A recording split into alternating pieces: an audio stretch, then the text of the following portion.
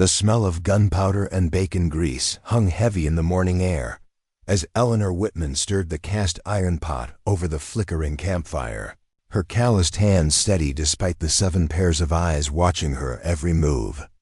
6 months ago, she had been a schoolteacher in the quiet town of Cedar Falls, Colorado.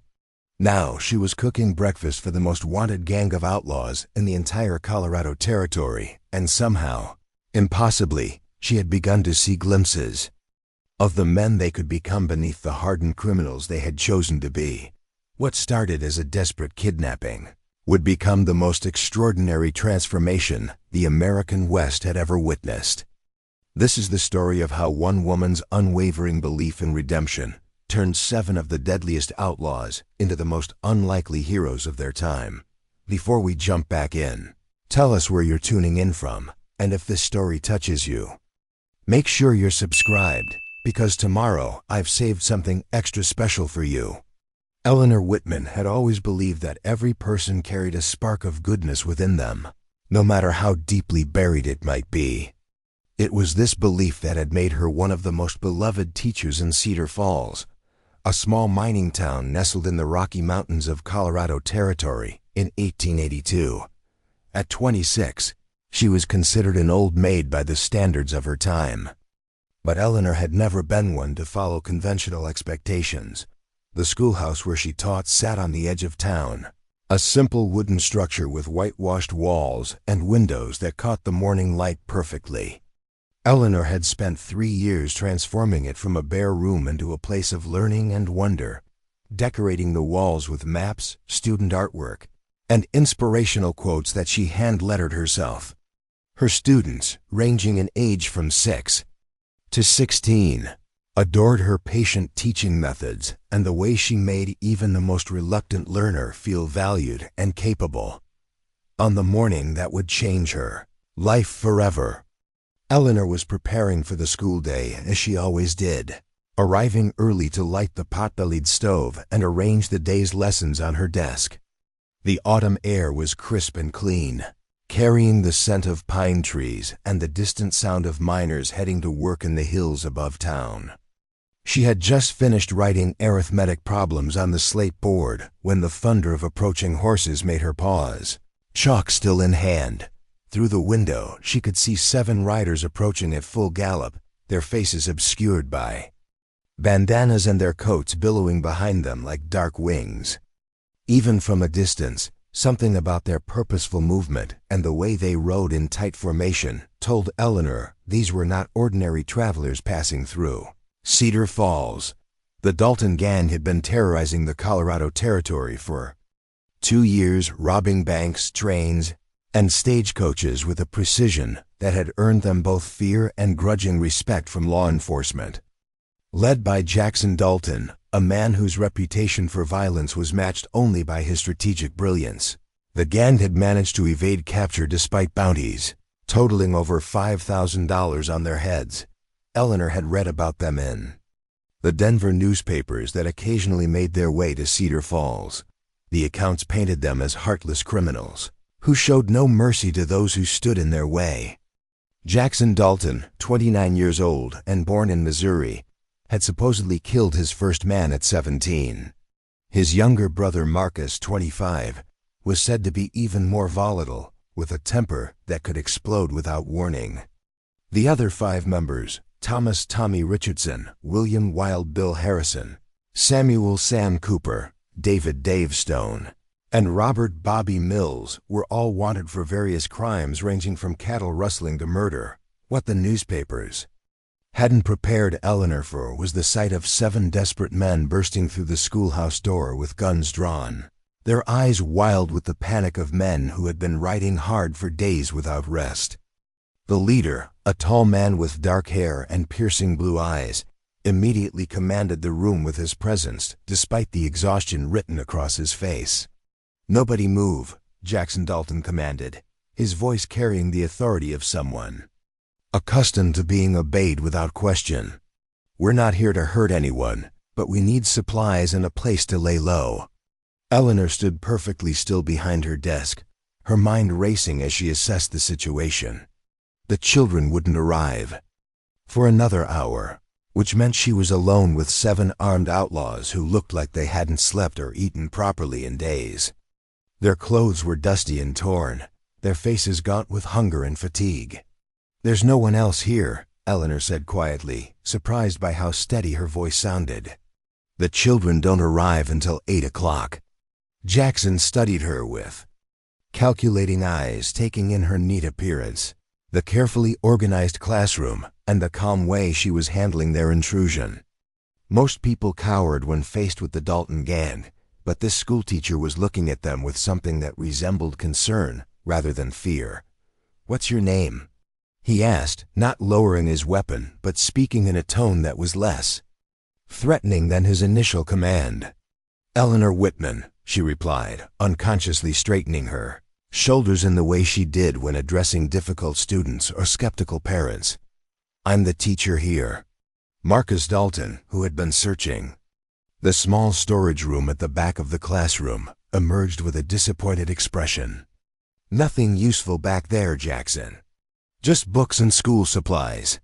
The other gang members had positioned themselves around the room like sentries, their weapons ready but their attention clearly divided between watching for threats and fighting the exhaustion that weighed on their shoulders. Eleanor noticed that several of them were injured. Tommy Richardson had a blood-stained bandage around his left arm, and Sam Cooper was favoring his right leg in a way that suggested a recent wound. "Ma'am," Jackson said, his voice taking on a more formal tone that suggested he had been raised with better manners than his current occupation would indicate. "We're going to need you to come with us. We need someone who knows the area, and we need—" He paused, seeming to struggle with how to phrase his next words. "We need someone who can cook. Real food, not the hardtack and jerky we've been living on." Eleanor felt her heart skip a beat as the implications of his words sank in. They weren't just robbing the schoolhouse, they were kidnapping her. The rational part of her mind screamed that she should be terrified, should beg for her life, or try to negotiate her release.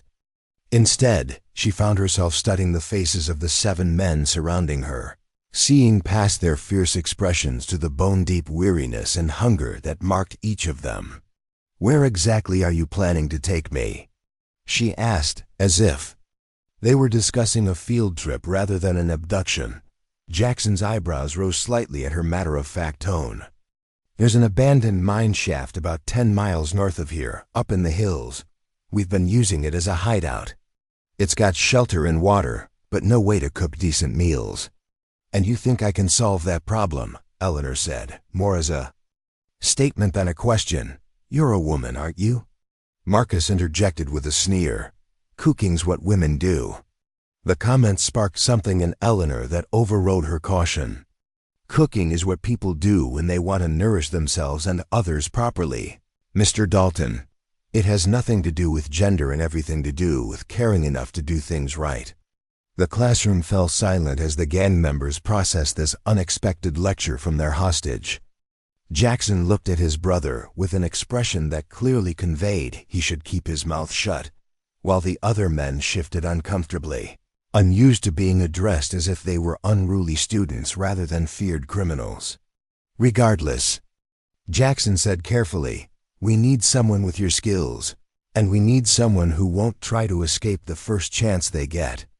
You're coming with us, Miss Whitman, and that's final." Eleanor nodded slowly, already calculating the possibilities that this unexpected turn presented. "I'll need to leave a note for the children, explaining that school is canceled today. They'll worry if they arrive and find the building empty." The simple request seemed to catch the outlaws off guard. Here was a woman who had just been kidnapped by the most wanted gang in the territory, and her first concern was for her students' well-being.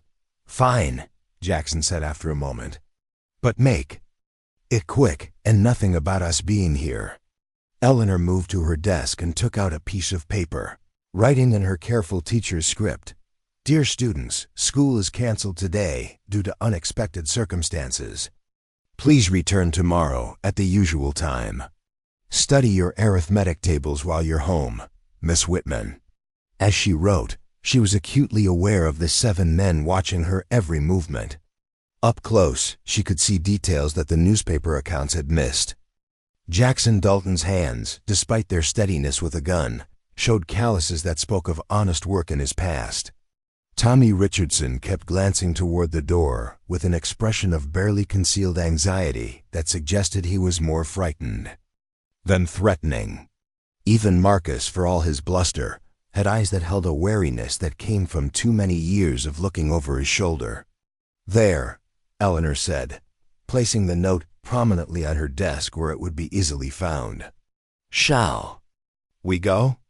The question, asked with the politeness of someone agreeing to accompany friends on an outing, seemed to unbalance the Outlaws more than any amount of screaming or pleading might have.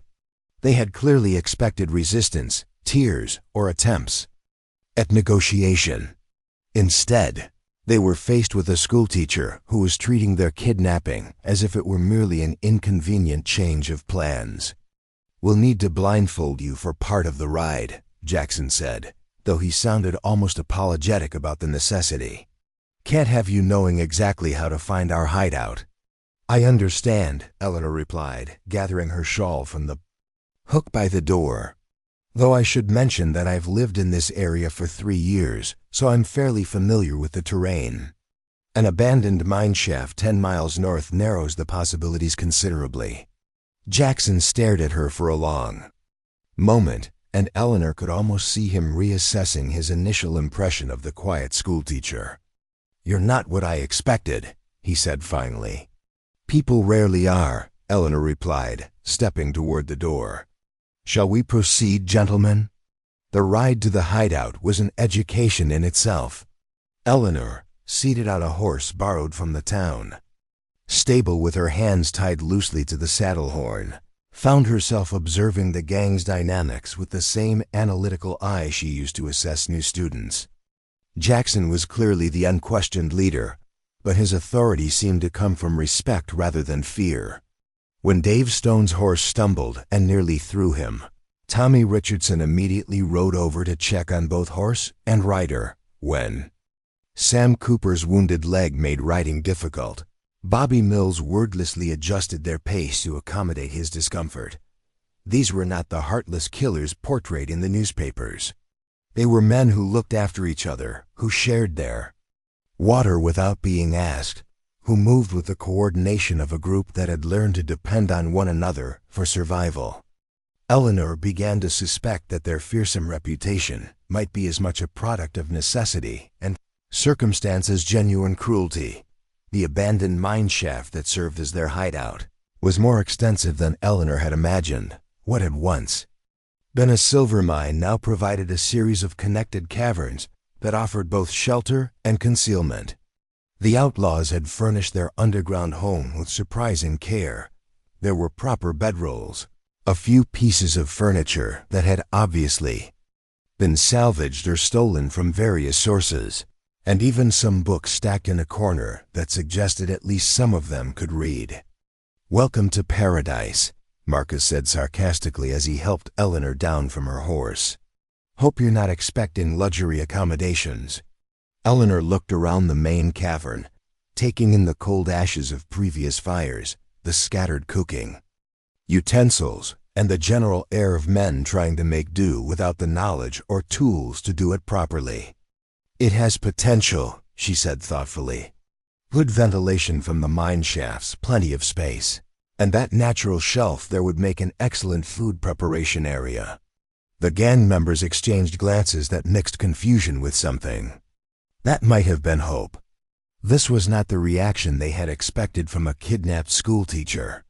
"Miss Whitman," Jackson said, settling onto a makeshift chair fashioned from a tree stump, "I want to make something clear. You're here because we need you, not because we want to hurt you. But make no mistake, you are our prisoner. Any attempt to escape will be dealt with accordingly." Eleanor nodded, understanding the necessary boundary he was establishing. "I understand the situation, Mr. Dalton, but I have a question for you." "What's that?" "When was the last time any of you had proper meal? And I don't mean hardtack and beans heated over a campfire. I mean real food, cooked with attention and care. The question hung in the air like smoke, and Eleanor could see the longing that flickered across the faces of men who had been living rough for too long. Jackson's jaw tightened, as if the very mention of proper food was a weakness he couldn't afford to acknowledge. "It's been a while," he said finally. "Then perhaps," Eleanor said, removing her shawl and looking around the cavern with the assessing gaze of someone planning improvements, "we should start there." Preparing and narrating this story took us a lot of time, so if you are enjoying it, subscribe to our channel. It means a lot to us. Now back to the story. Eleanor Whitman's first night as a captive of the Dalton gang began with an inventory that would have made any quartermaster proud. While the 7 outlaws watched with a mixture of curiosity and skepticism, she systematically examined every cooking implement, food store, and supply they had accumulated during their months of running from the law. What she found painted a grim picture of men who had forgotten how to care for themselves properly. Their provisions consisted mainly of beans hardened into rocks, strips of jerky that could have been mistaken for leather, flour crawling with weevils, and coffee grounds that had been reused so many times they barely retained any flavor. The cooking pot was blackened with burnt residue, and their utensils were rusty from neglect. "Gentlemen," Eleanor announced, straightening up from her examination of their sad pantry, "I've seen prison camps with better provisions than this. Wild." Bill Harrison, a lanky man with prematurely gray hair and hands that shook slightly when he thought no one was looking, laughed bitterly. "Well, ma'am, when you're running from half the territory's lawmen, shopping for groceries becomes a bit complicated." Eleanor studied Bill's trembling hands with the practiced eye of someone who had taught children with various ailments and challenges. The shaking wasn't from fear or cold. It was the telltale sign of a man who had been going too long without proper nutrition, whose body was beginning to rebel against the constant stress and poor diet. "Mr. Harrison," she said gently, "when did you last eat vegetables? Fresh ones, I mean, not whatever pickled remains you might have in those jars." The question seemed to surprise him. "Vegetables?" He looked around at his companions as if the concept were foreign. "I reckon it's been, Lord, maybe 3 months. We hid a farmhouse back in Kansas, and the woman there had a garden." 3 months, Eleanor repeated, making mental notes. "And fruit?" "Apples," Tommy Richardson offered from where he sat nursing his wounded arm. "Found some wild ones about a month back, but they were mostly wormy." Eleanor nodded, her assessment becoming clearer with each revelation. These men weren't just outlaws. They were slowly starving themselves into weakness and illness through sheer ignorance of basic nutrition. It was a problem she could solve, but it would require more than just cooking skills. "Mr. Dalton," she said, turning to address Jackson, who had been watching her examination with an unreadable expression, "I need to make something clear. If you want me to cook for you, really cook, not just heat up the same terrible food you've been choking down, then I need proper ingredients." Jackson's blue eyes narrowed slightly. "We can't exactly waltz into town and do our shopping at the general store, Miss Whitman. In case you've forgotten, we're wanted men." "I haven't forgotten," Eleanor replied calmly, "but there are other ways to acquire what we need. When did you last check the abandoned homesteads in this area? The ones where families gave up and moved on." The gang members exchanged glances that told Eleanor her guess had been accurate. The Colorado Territory was littered with failed homesteads, families who had come west with dreams of prosperity only to be defeated by harsh winters, failed crops, or simple isolation. "There's the Morrison place," Dave Stone said thoughtfully. He was a compact man with intelligent brown eyes and calloused hands that suggested he'd done honest work before joining the gang. "Family pulled out last spring after their well went dry, but it's been picked over pretty good." "Maybe the house has been searched," Eleanor said, "but I'd wager no one thought to check the root cellar or the smokehouse. Families who lived through a full winter out here would have known how to preserve food." There might still be supplies that everyone else overlooked. Sam Cooper, who had been quietly listening while trying to ease the pain in his wounded leg, leaned forward with interest. She might have something there. Most folks who raid abandoned places are looking for valuables or tools, not preserved vegetables. Eleanor could see the wheels turning in Jackson's mind as he considered her proposal. She pressed her advantage, knowing that desperate men could be convinced to try almost anything if it offered hope of improvement. Furthermore, she continued, I noticed wild onions and late-season berries during our ride here. This country provides food for those who know how to find it. I spent summers as a child on my uncle's farm in Ohio. I know how to forage, how to preserve food, and how to make nutritious meals from ingredients that most people would overlook. And what do you want in return for this miraculous transformation? Of our dining situation? Marcus Dalton asked, his voice heavy with suspicion. Unlike his older brother, Marcus seemed incapable of concealing his distrust of anything that seemed too good to be true. Eleanor met his gaze steadily.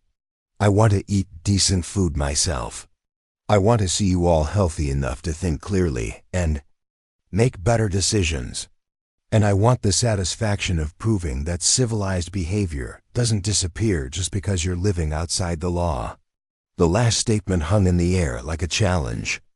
Eleanor could see that she had touched on something the gang members rarely discussed, the gradual erosion of their humanity as they've been forced to live like animals, always running, always hungry, always ready to fight or flee at a moment's notice. All right, Jackson said finally. We'll try it your way. But understand this, Miss Whitman, if this is some elaborate escape plan, if you're thinking you can get us away from the hideout and then run for help, you'll find out just how unforgiving we can be. Eleanor nodded, accepting the warning without flinching. I understand, Mr. Dalton, but I should point out that I'm more likely to be successful if I'm working with your cooperation rather than under constant threat. Fear makes people clumsy, and clumsy people burn dinner.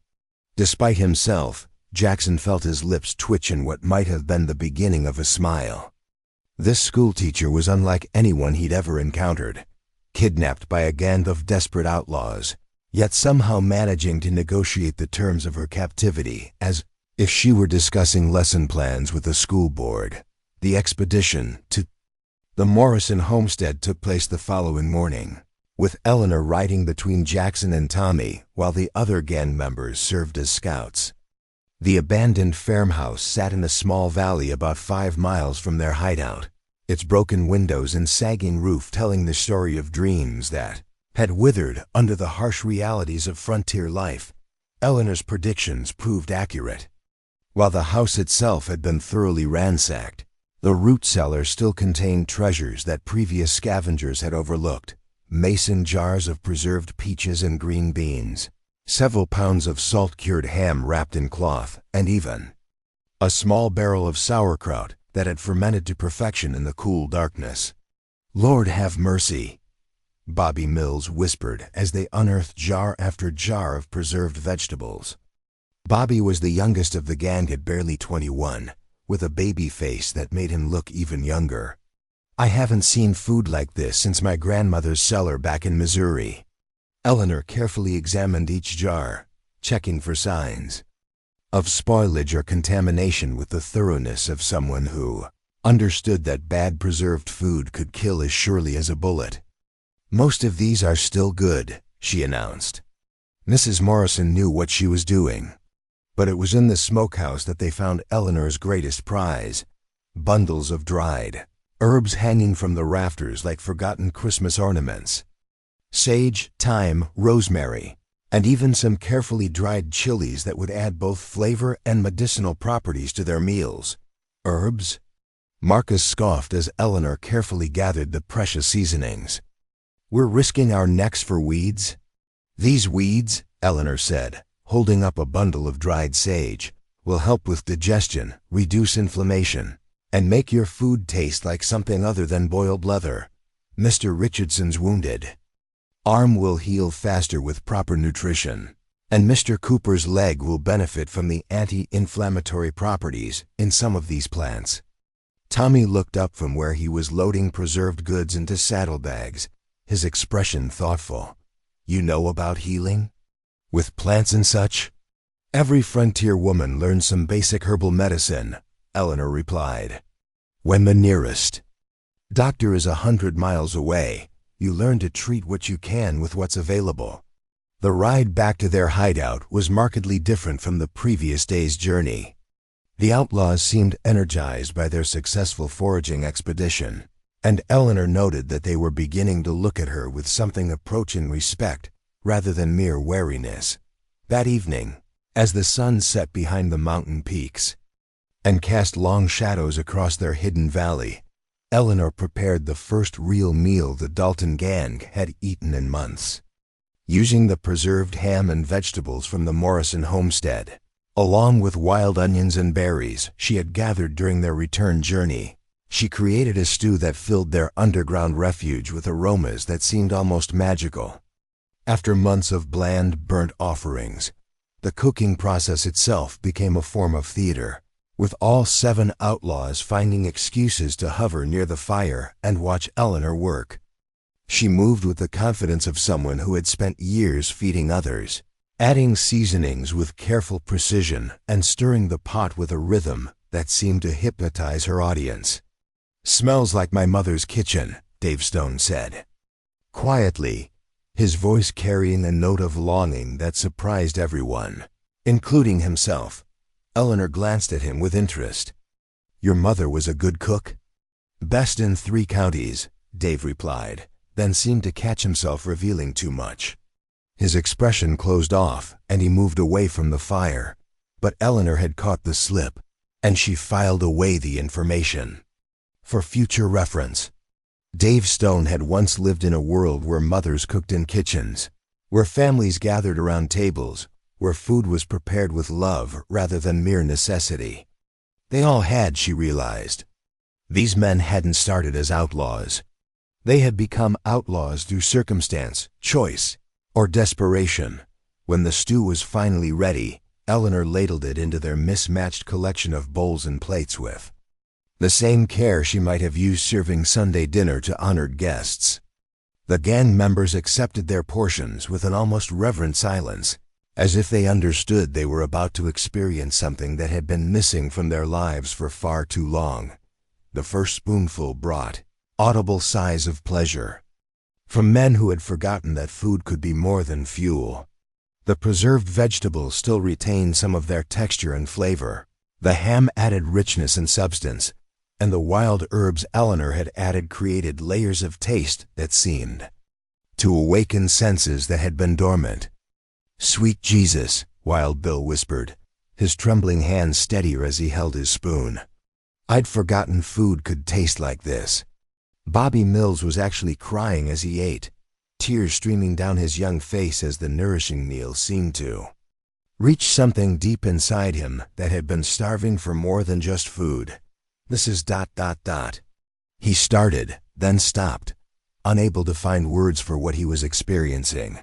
Even Marcus, who had been most skeptical of Eleanor's promises, was eating, with a focused intensity that suggested he was savoring every bite. Jackson watched his men's reactions with an expression that mixed surprise, gratitude, and something that might have been recognition of a possibility he hadn't dared to consider. "Miss Whitman," Jackson said when they had all finished eating, and were sitting around the fire with contentment replacing the constant edge of hunger they had carried for months, "I believe you may have just performed a miracle." Eleanor smiled, beginning to clean the cooking implements with the same care she had used to prepare the meal. "No miracle, Mr. Dalton. Just the difference between surviving and living. There's more where that came from, if you're willing to let me continue." The transformation had begun, though none of them fully understood it yet. A simple meal had reminded 7 hardened outlaws what it felt like to be cared for, to be nourished, to experience the basic human comfort of good food, shared in companionship. It was the first crack in the armor of cynicism and desperation that had protected them from hope for so long, and Eleanor Whitman, Watching their faces in the firelight as they experienced something approaching contentment, began to see not the feared Dalton gang, but 7 men who had simply forgotten how to be human. The morning after Eleanor's first successful meal brought an unexpected challenge that would test the fragile foundation of trust she had begun to build with the Dalton gang. She awoke to the sound of heated voices echoing through the mine shafts, an argument that seemed to have been brewing since before dawn.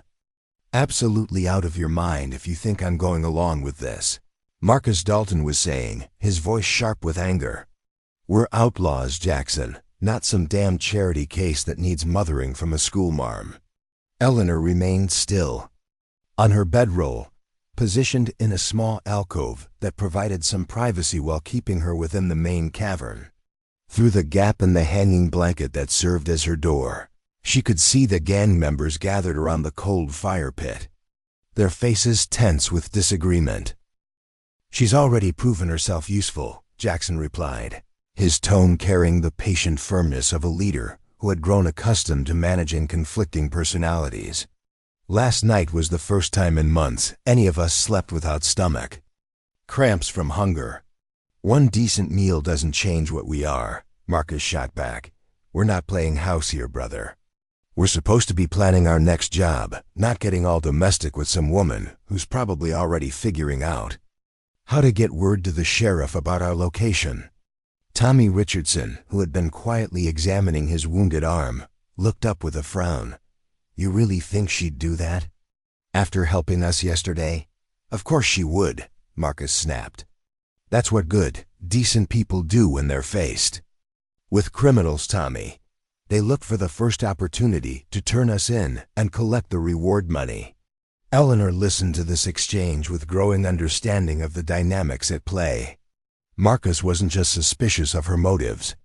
He was actively fighting against the possibility that their situation could improve.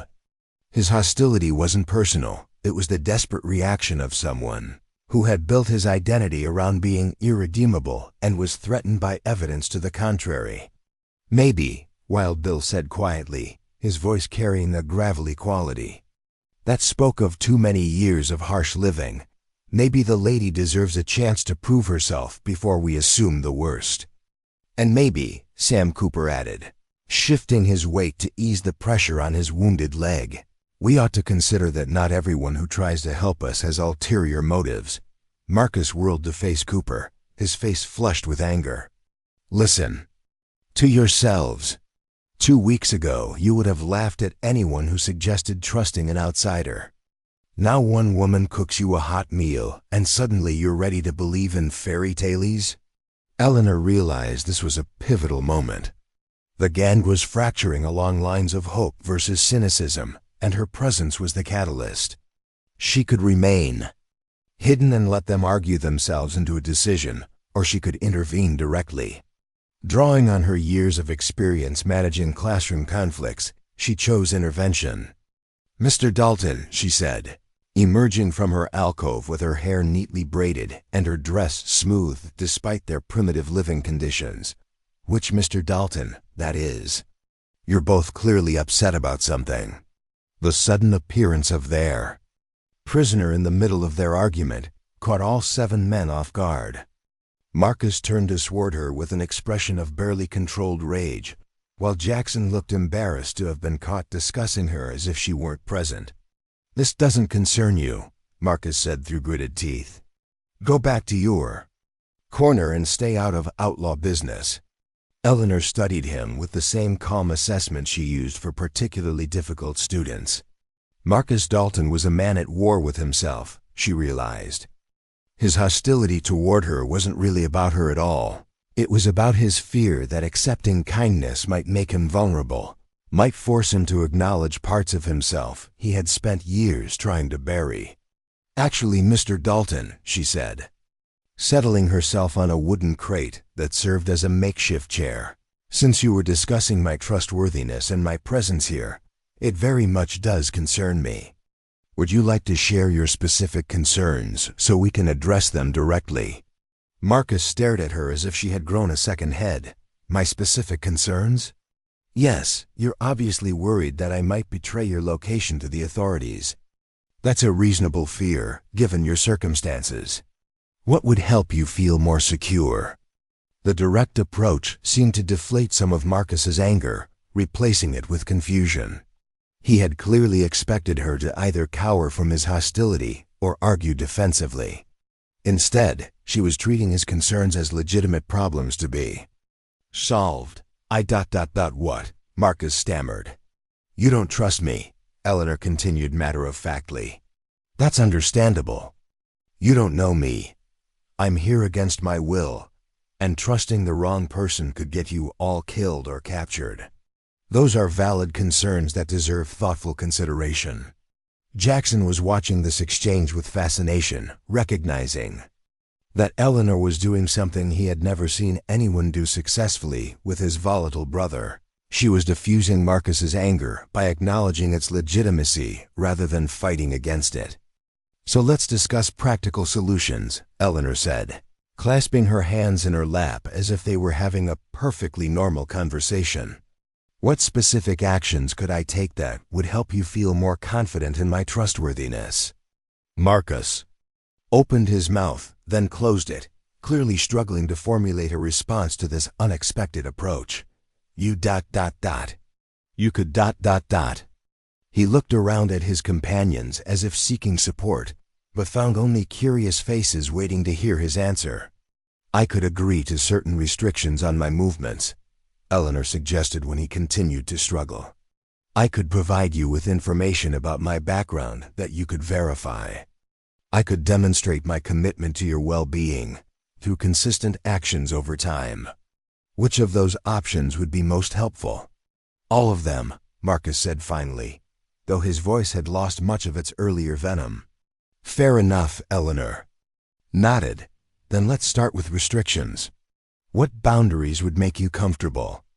Over the next hour, Eleanor negotiated the terms of her expanded role within the gang with the same patience and thoroughness she might have used to establish classroom rules with a new group of students. She agreed to remain within sight of at least one gang member at all times when outside the mine. She provided detailed information about her family, her background, and her reasons for coming to Cedar Falls, information that could be verified by anyone who cared to investigate. Most importantly, she proposed a trial period during which she would demonstrate her commitment to their well-being while they evaluated her trustworthiness. If after 2 weeks, any member of the gang felt she posed a threat, they could reassess her presence. By the time their negotiation concluded, the entire dynamic of the group had shifted. Marcus, while still wary, seemed to have accepted that Eleanor was willing to work within their constraints, rather than simply demanding trust. The other gang members appeared impressed by her willingness to address their concerns directly rather than dismissing them. All right, Jackson said when the discussion had run its course. We'll try this arrangement. But Miss Whitman, understand that this is still a trial period. We're not becoming friends here, we're establishing a working relationship that benefits everyone. I understand perfectly, Mr. Dalton, Eleanor replied. And I appreciate your willingness to approach this systematically rather than making decisions based purely on emotion. The comment earned her a sharp look from Jackson, who seemed to recognize that she had just complimented him on his leadership, while subtly criticizing his brother's earlier outburst. Eleanor met his gaze steadily, letting him see that the observation had been intentional. With the immediate crisis resolved, Eleanor turned her attention to the practical business of improving their living situation. The previous day's successful meal had shown her that the gang members were capable of cooperation and even enthusiasm when presented with tangible improvements to their circumstances. Now she needed to build on that foundation. Mr. Stone, she said, addressing Dave, who had been quietly listening to the morning's negotiations. Yesterday you mentioned that your mother was an excellent cook. Did she teach you any of her techniques? Dave looked uncomfortable with the personal nature of the question, but Eleanor's genuine interest seemed to override his usual reticence. Some, he admitted. Before things went bad, I used to help her in the kitchen sometimes. What kinds of things did you learn? Bread making mostly. She had a way of knowing just by touch when the dough was ready. And she could make biscuits that were so light they practically floated off the plate. Eleanor could see the longing in Dave's eyes as he spoke of his mother's cooking, and she realized she had found another tool for her rehabilitation efforts. Food wasn't just about nutrition, it was about memory, comfort, and connection to better times. Would you be willing to help me attempt some bread making? She asked. We have flour, and I noticed wild yeast growing on some of the fruit rinds from yesterday. It won't be exactly like your mother's, but we might be able to create something. Close. The request seemed to surprise Dave, but after a moment's hesitation, he nodded. I reckon I could try to remember what she taught me. As Eleanor and Dave began discussing the practical aspects of bread making in their primitive conditions, she noticed the other gang members gravitating toward their conversation. Bobby Mills, the youngest, was particularly interested, asking questions about the process with the eagerness of someone hungry for knowledge as well as food. My grandmother used to bake, Bobby offered shyly. She always said the secret was in keeping everything warm, but not too hot. Your grandmother was right, Eleanor confirmed. Temperature control is crucial for proper rising. Mr. Mills, would you be willing to help us monitor the dough? Your grandmother's wisdom might be exactly what we need. The inclusion of Bobby in the project seemed to energize the young outlaw, giving him a sense of purpose that had been missing from his role in the gang. Eleanor noted that several of the other men were also showing interest, though they were more circumspect about expressing it. Over the next several hours, the bread-making project became a communal effort that revealed hidden skills and memories among the gang members. Tommy Richardson, despite his wounded arm, proved to have surprisingly gentle hands for kneading dough. Sam Cooper, working around his injured leg, contributed knowledge about maintaining consistent heat for rising that he had learned from an old army cook during his military service.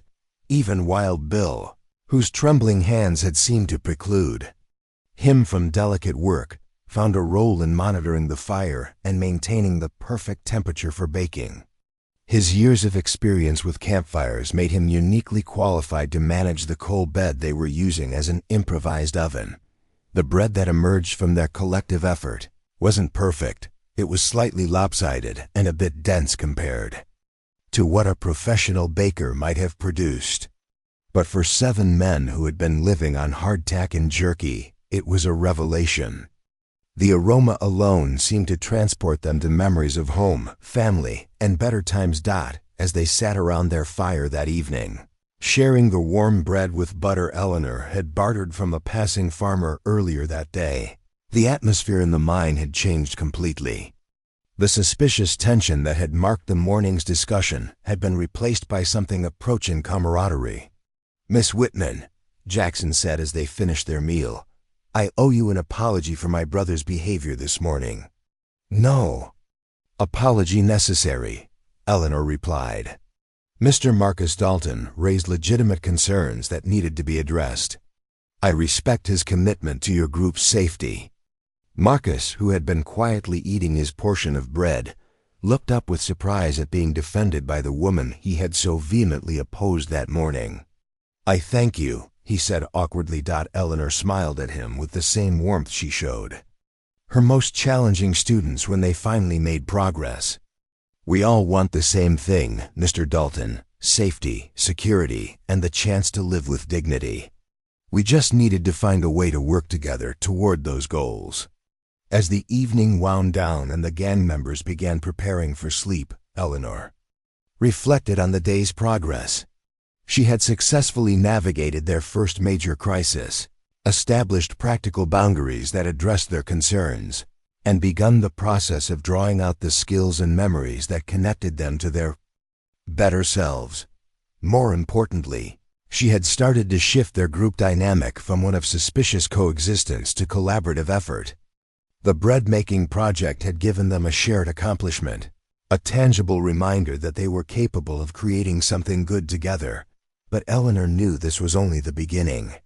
Each man in the gang carried wounds that went far deeper than hunger or poor living conditions. If she was going to succeed in her larger goal of rehabilitation, she would need to address those deeper hurts with the same patience and wisdom she had shown in resolving their surface conflicts.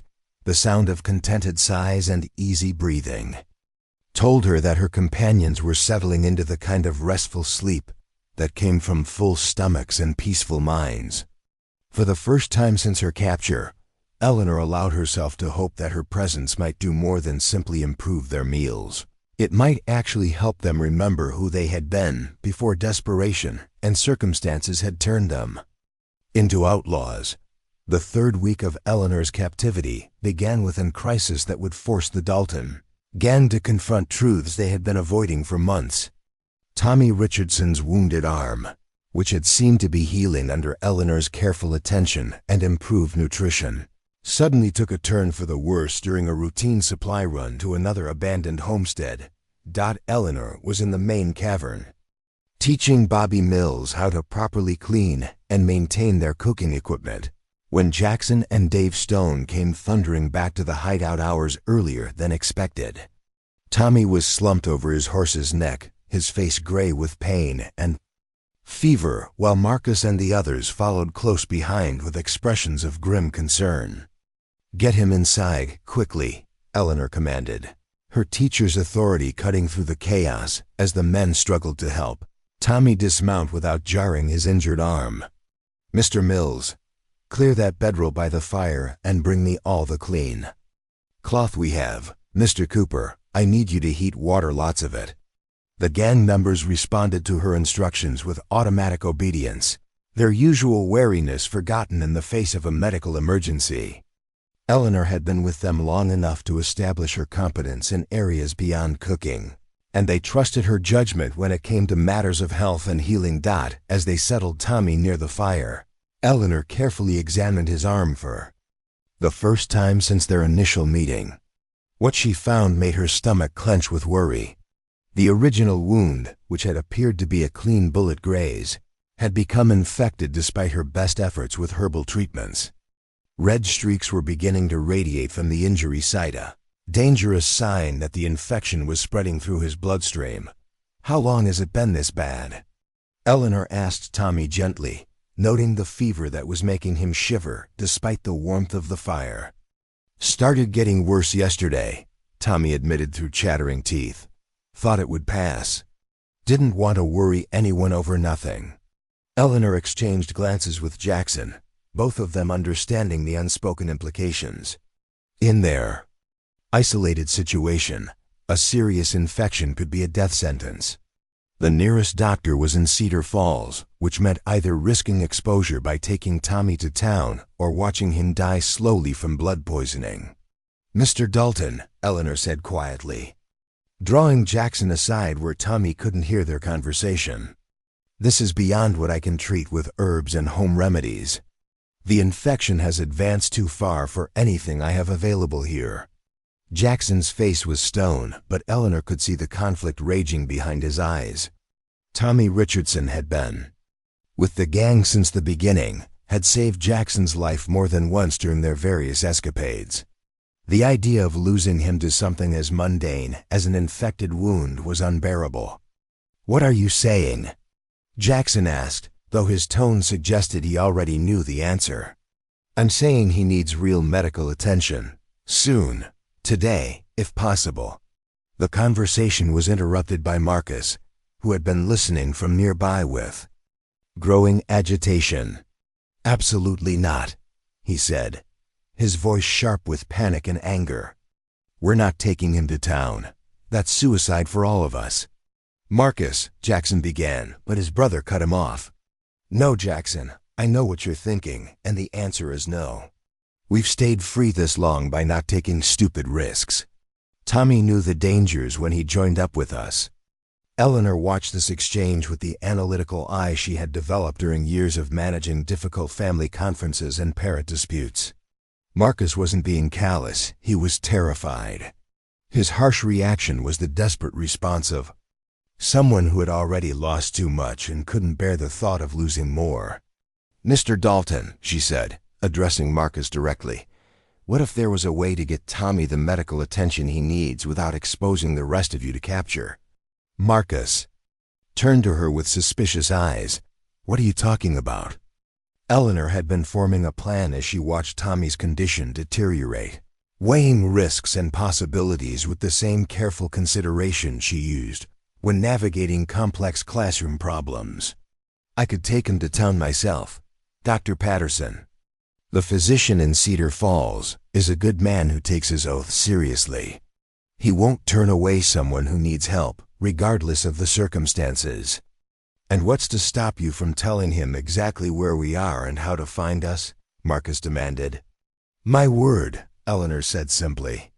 "And the fact that betraying your location would accomplish nothing positive for anyone involved." Jackson was studying Eleanor's face with intense concentration, trying to read her true intentions. "You're talking about riding into town with a wanted outlaw, identifying yourself as someone who's been missing for 3 weeks, and somehow managing all that without raising questions about where you've been."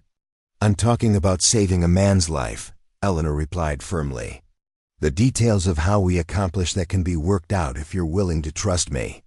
The debate that followed was heated and emotional, with the gang members split between those who wanted to risk helping Tommy and those who believed the danger to the group was too great. Eleanor listened to their arguments while continuing to tend to Tommy's worsening condition, applying cool cloths to his fevered brow and monitoring the spread of infection up his arm. It was Wild Bill who finally broke the deadlock with a quiet observation that cut through all the strategic considerations. "Boys," he said, his voice carrying the weight of someone who had seen too much death, "if we let Tommy die because we're too scared to help him, what does that make us? What's the point of staying free if we lose our souls in the process?" The question hung in the air like smoke, forcing each man to confront the reality of what they were becoming in their desperation to survive. Eleanor could see the internal struggle playing out on their faces as they weighed their loyalty to Tommy against their fear of capture. "There might be another way," Dave Stone said suddenly, his voice thoughtful. "My cousin lives about 20 miles south of here. He's not exactly law-abiding himself, runs a trading post that doesn't ask too many questions about where merchandise comes from. He might know someone who could help without involving the town doctor." Eleanor considered this option, but shook her head after examining Tommy's arm again. "Mr. Stone, I appreciate the suggestion, but 20 miles of riding in his condition could kill him outright. The infection is spreading too rapidly for us to waste time on alternative solutions." Bobby Mills, who had been silently watching Tommy's deteriorating condition, suddenly spoke up with unexpected determination. "What if Miss Eleanor and I took him? Just the two of us, I mean. Nobody in town knows me. I've never been part of any of the big jobs that got written up in the newspapers. I could be her brother or something, bringing our friend to the doctor." The suggestion was met with immediate protests from the older gang members, who viewed sending their youngest member into potential danger as unacceptable. But Eleanor found herself considering the logic of Bobby's proposal. "Actually," she said slowly, "that might work. Mr. Mills is right that he's not recognizable as part of your group. And a young woman bringing her sick brother and his friend from medical attention wouldn't raise the same suspicions as a lone woman with a wounded stranger." Jackson was torn between his protective instincts toward both Tommy and Bobby, and his growing recognition that Eleanor's plan might be their only viable option. "It's too dangerous," he said finally.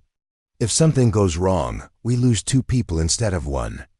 If we do nothing," Eleanor pointed out gently, "we definitely lose 1 person, and probably damage the trust and unity that holds your group together. Mr. Richardson has been suffering in silence rather than burden the rest of you. How many others are hiding injuries or illnesses because they don't want to be seen as liabilities?" The question struck home with uncomfortable accuracy. Life on the run had created a culture where showing weakness was seen as a betrayal of the group's safety, leading to a dangerous spiral where problems were hidden until they became crises. Sam Cooper, who had been quietly nursing his own leg wound throughout this discussion, suddenly cleared his throat. "She's got a point," he admitted reluctantly. "I've been telling myself my leg was getting better when it's actually been getting worse. Figured I'd rather deal with it myself than put everyone else at risk." His admission opened floodgates of similar confessions from the other gang members. Wild Bill revealed that his trembling hands were getting worse, not better, and that he'd been having episodes of dizziness that made him unreliable during their operations. Dave Stone admitted to chronic stomach pain that kept him awake at night and affected his concentration during the day. Eleanor listened to these revelations with growing understanding of how their isolation and constant stress had created a cycle of deteriorating health and declining effectiveness. They weren't just hiding from the law, they were slowly destroying themselves through neglect and fear. "Gentlemen," she said when the confessions had run their course, "what you're describing is exactly why Mr. Richardson's situation is so critical. It's not just about saving one man, it's about establishing that this group takes care of its members, even when that requires taking calculated risks." Jackson was wavering. She could see it in his eyes. The logical part of him recognized the necessity of getting Tommy medical attention, while his protective instincts screamed warnings about the dangers of exposure. The decision was made for him when Tommy, who had been drifting in and out of consciousness during their debate, suddenly gripped Eleanor's hand with surprising strength. "Please," he whispered, his eyes lucid despite the fever. "Don't let me die in this hole in the ground. I want to see the sky again." The simple request broke through Jackson's remaining resistance. "All right," he said, his voice heavy with the weight of command. "We do this. But carefully, with backup plans and escape routes if things go wrong." The next several hours were spent in intensive planning. Eleanor and Bobby would ride into Cedar Falls in the early morning when Dr. Patterson typically opened his office for consultations.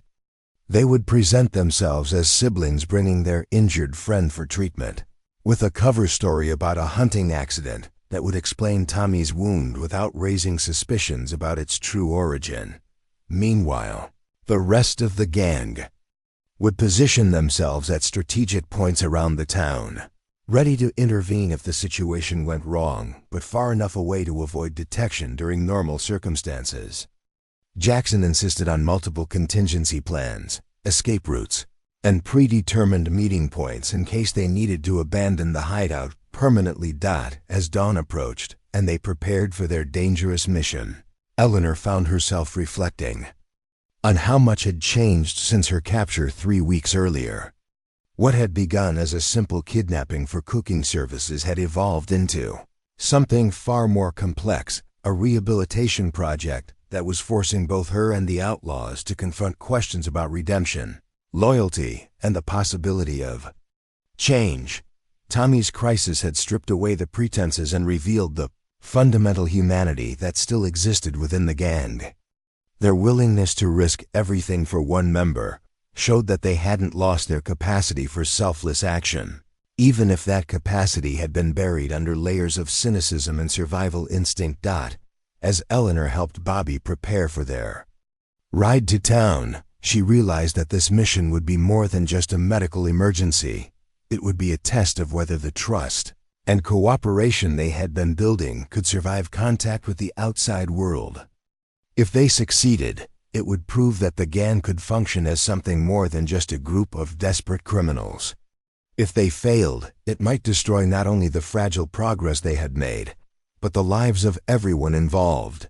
The sun was just beginning to rise over the mountain peaks as Eleanor, Bobby, and a semi-conscious Tommy began their dangerous journey toward Cedar Falls and an uncertain future. The ride into Cedar Falls tested every ounce of Eleanor's composure and Bobby Mills' courage. Tommy Richardson drifted between consciousness and delirium, his fever making him mutter incoherently about childhood memories and half-forgotten dreams. Eleanor rode beside the makeshift travois they had constructed to transport him, constantly monitoring his breathing while maintaining the appearance of a concerned sister rather than a kidnapped schoolteacher escorting wounded outlaws. Bobby, despite his youth and inexperience with such dangerous deceptions, proved remarkably capable of maintaining their cover story. When they encountered a farmer driving his wagon toward town, Bobby greeted him with the easy familiarity of a local resident, explaining that they were rushing their friend to Dr. Patterson after a hunting accident in the hills. "Tommy here got careless tracking a wounded deer," Bobby said with convincing concern. "Caught some buckshot meant for the animal. We've been riding most of the night trying to get him help." The farmer, a weathered man named Hendricks, who Eleanor recognized from her previous shopping trips to town, nodded sympathetically. "Dr. Patterson's a good man. He'll fix your friend up right. You tell him Hendricks sent you. He knows I'm good for any medical bills if your family's short on cash." The unexpected offer of assistance from a complete stranger touched something deep in Bobby's chest. He had spent so long living as an outlaw that he had forgotten ordinary people could show such casual kindness to neighbors in need. "Thank you, sir," Bobby managed, his voice genuinely grateful rather than merely polite. That's real decent of you." As they parted ways with the farmer and continued toward town, Eleanor noticed tears streaming down Bobby's face. "Mr. Mills," she said gently, "are you all right? I just ... "I'd forgotten," Bobby whispered, wiping his eyes with the back of his hand. "I'd forgotten that most folks are good people who want to help when they can. We've been running and hiding for so long that I started thinking everyone was either an enemy or someone we had to deceive." Eleanor understood exactly what Bobby was experiencing. The gang's isolation had created a distorted worldview where kindness was viewed with suspicion and normal human decency seemed like a foreign concept. Farmer Hendrick's simple offer had reminded Bobby of the world he had abandoned when he chose the outlaw life. "People are complicated, Mr. Mills," Eleanor said as they approached the outskirts of Cedar Falls. "Most of them are capable of both great kindness and terrible cruelty, depending on their circumstances and choices. The trick is learning to recognize which side you're bringing out in others." Cedar Falls looked exactly as Eleanor had left it 3 weeks earlier, but her perspective had changed dramatically. The familiar streets and buildings now seemed like artifacts from another life, reminders of a simpler existence when her biggest concerns had been lesson plans and unruly students. Now she was returning as an accomplice to wanted criminals, risking everything on a desperate gamble to save a man's life. Dr. Patterson's office occupied the ground floor of a 2-story building on Main Street, its painted sign promising medical care with Christian compassion. Eleanor had met the elderly physician on several occasions during her time in Cedar Falls, and she knew him to be exactly the kind of man his sign advertised, someone who took his oath to help the sick and injured seriously, regardless of their circumstances or ability to pay. "Remember," Eleanor murmured to Bobby as they carefully lifted Tommy from the travois, "we're siblings, and this is our friend who was injured in a hunting accident. Keep the story simple and consistent." Bobby nodded, his young face set with determination that made him look older than his 21 years. "I understand, Miss ... I mean, Eleanor. I won't let you down."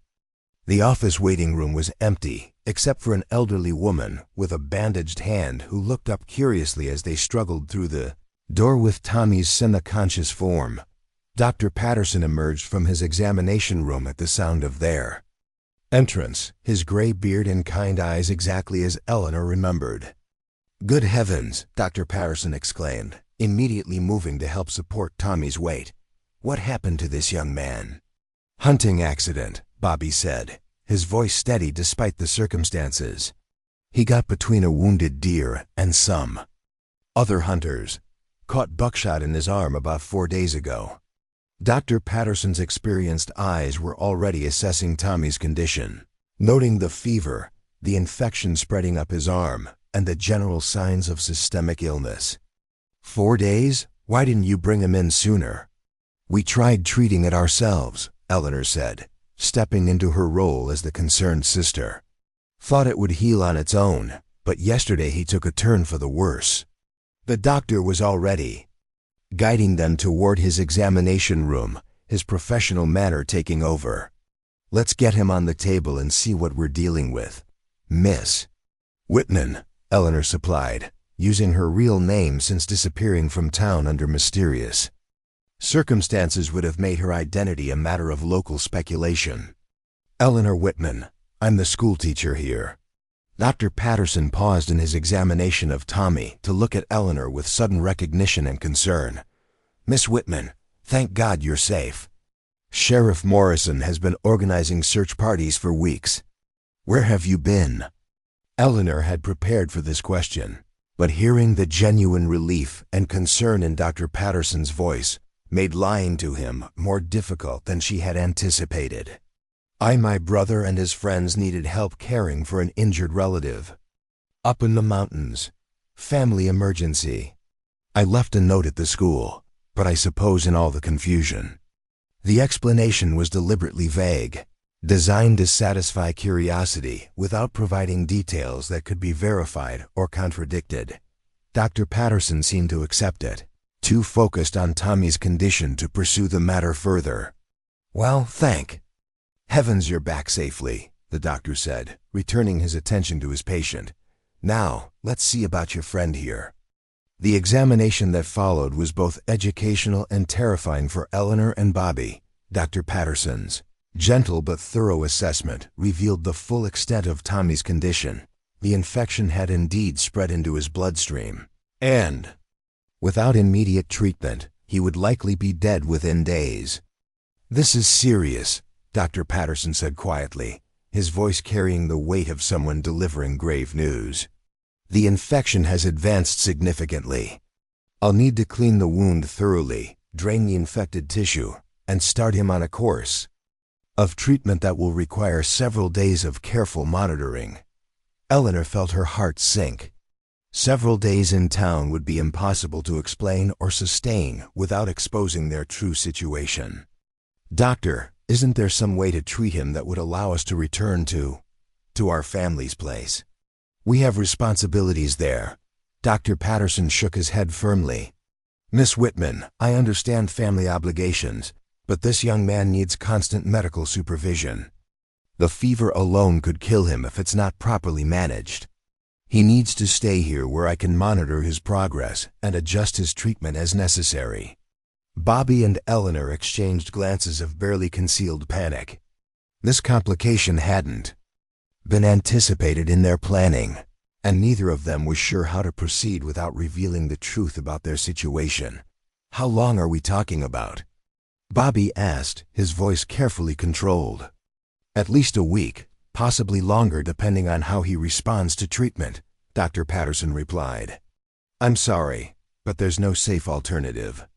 It was Tommy himself who solved their dilemma, rising partially from his fevered delirium to grab Dr. Patterson's wrist with surprising strength. Doc, he whispered, his eyes momentarily lucid, I need to tell you something. We're not who we said we are. Eleanor felt the blood drain from her face as Tommy's confession threatened to destroy their carefully constructed cover story. But instead of revealing their true identities, Tommy surprised everyone with a different kind of honesty. My name's Tom Richardson, and I've been living rough for the past couple years, he said, his voice weak but clear. Got mixed up with some bad people, made some mistakes I'm not proud of. These folks found me hurt and alone, and they've been trying to help me get back on my feet. The partial truth was brilliant in its simplicity. It explained Tommy's condition, justified Eleanor and Bobby's concern for him, and provided a framework for understanding their situation without revealing the full extent of their criminal activities. Dr. Patterson studied Tommy's face with the experienced eye of someone who had heard countless confessions from patients facing mortality. Son, he said gently, I've been practicing medicine for 30 years. I've learned that people's past mistakes matter less than their present choices. Right now you need medical care, and these good people are trying to make sure you get it. That's all I need to know." The doctor's response revealed the depth of his character and the strength of his medical ethics. He was choosing to focus on healing rather than judgment, exactly as Eleanor had hoped he would. "However," Dr. Patterson continued, "if you're worried about law enforcement or other complications, I want you to know that anything discussed in this office is confidential. My job is to heal people, not to judge them or turn them over to authorities." Eleanor felt a wave of relief wash over her as she realized that Dr. Patterson understood more about their situation than he was letting on, but was choosing to help. Rather than ask uncomfortable questions, the treatment that followed was intensive and painful. Dr. Patterson cleaned Tommy's infected wound with methodical thoroughness, removing dead tissue and applying antiseptic that made the young outlaw grit his teeth to keep from screaming. Throughout the procedure, Eleanor assisted with the skill of someone trained in frontier medicine, while Bobby held Tommy's hand and whispered encouragement. "Miss Whitman," Dr. Patterson said as he bandaged the cleaned wound, "you have excellent medical instincts. Have you considered pursuing formal nursing training?" The suggestion might have been laughable under normal circumstances, a kidnapped schoolteacher being encouraged to become a nurse while helping treat a wounded outlaw. But Eleanor found herself genuinely touched by the recognition of skills she had developed through necessity and compassion. "I've learned by doing, doctor," she replied honestly. "Sometimes circumstances force you to become more than you thought you were capable of being." As the afternoon wore on and Tommy's fever began to respond to Dr. Patterson's treatment, Eleanor found herself grappling with unexpected emotions. The kindness and competence of the doctor, the genuine concern shown by Farmer Hendricks, and the simple normalcy of life in Cedar Falls reminded her of the world she had left behind when she was taken by the gang. But more troubling was the realization that she wasn't sure she wanted to return to that world. Her 3 weeks with the Outlaws had awakened parts of herself she hadn't known existed: a capacity for courage under pressure, skills in negotiation and crisis management, and a deep satisfaction in helping people transform their lives in fundamental ways. Bobby seemed to be experiencing similar conflicts. Throughout their time in town, Eleanor had watched him interact with ordinary citizens with a mixture of longing and sadness, as if he were remembering a life he had lost and wasn't sure he could ever reclaim. "Miss Eleanor," he said quietly as they sat in Dr. Patterson's waiting room while Tommy rested under the doctor's care, "do you think people like us can ever really go back to being normal?" The question struck at the heart of Eleanor's own uncertainties. "I think, Mr. Mills, that the question isn't whether we can go back to who we were, but whether we can become who we're meant to be." As evening approached and they prepared to return to the hideout with news of Tommy's condition, Eleanor realized that their mission to town had accomplished more than just securing medical care for an injured gang member. It had forced both her and Bobby to confront the possibility that redemption might require not just changing their current circumstances, but fundamentally reimagining their futures. The ride back to the mountains carried them away from the safety and normalcy of Cedar Falls toward an uncertain confrontation with the rest of the gang. Eleanor knew that Jackson and the others would be waiting anxiously for news, but she also knew that the day's experiences had changed both her and Bobby in ways that would affect their relationships with the other outlaws. The question now was whether the gang as a whole was ready for the kind of transformation that Eleanor was beginning to believe might be possible, not just a return to respectability, but an evolution into something entirely new. The news that Tommy would need to remain in town for extended treatment hit the remaining gang members like a physical blow. Jackson Dalton stood in the entrance to their mine hideout, his face carved from stone as Eleanor explained Dr. Patterson's assessment and the impossible situation they now faced. "A week," Jackson repeated, his voice flat with controlled emotion. "Maybe longer." Dr. Patterson was very clear, Eleanor said, choosing her words carefully as she watched the reactions of the 5 men surrounding her. Tommy's life depends on constant medical supervision. The infection was worse than any of us realized. Marcus began pacing the confines of the main cavern like a caged animal, his boots echoing off the stone walls with sharp, angry strikes. "This is exactly what I said would happen," he snarled. "We take one risk, show one moment of weakness, and everything falls apart. Tommy's alive because we took that risk," Bobby Mills said quietly, but with a firmness that surprised everyone, including himself. "If we'd done nothing, he'd be dead by morning." The transformation in Bobby during his day in town hadn't gone unnoticed by the other gang members. The young man who had ridden out that morning as their youngest and most uncertain member had returned with a confidence and moral clarity that seemed to have aged him years in the span of a single day. "And how long before someone in that town starts asking the right questions?" Marcus shot back. "How long before Dr. Patterson or that farmer or someone else figures out who Tommy really is and what that makes the rest of us?" Dave Stone, who had been sitting quietly by the cold fire pit, looked up with troubled eyes. "Marcus has a point, Jackson. Every day Tommy stays, there is another chance for something to go wrong. And if it does, double quotes, if it does, we run," Jackson said firmly. "Same as we always have. But we don't abandon one of our own to save ourselves some worry." The statement revealed the fundamental divide that was beginning to tear the gang apart. Jackson's leadership had always been based on loyalty and mutual protection, but the stress of their increasingly precarious situation was testing those bonds in ways none of them had anticipated. Eleanor watched this conflict unfold with the analytical eye she had developed during years of managing classroom disputes and family conferences. The gang was at a crossroads, forced to choose between the survival instincts that had kept them alive and the human connections that made that survival meaningful.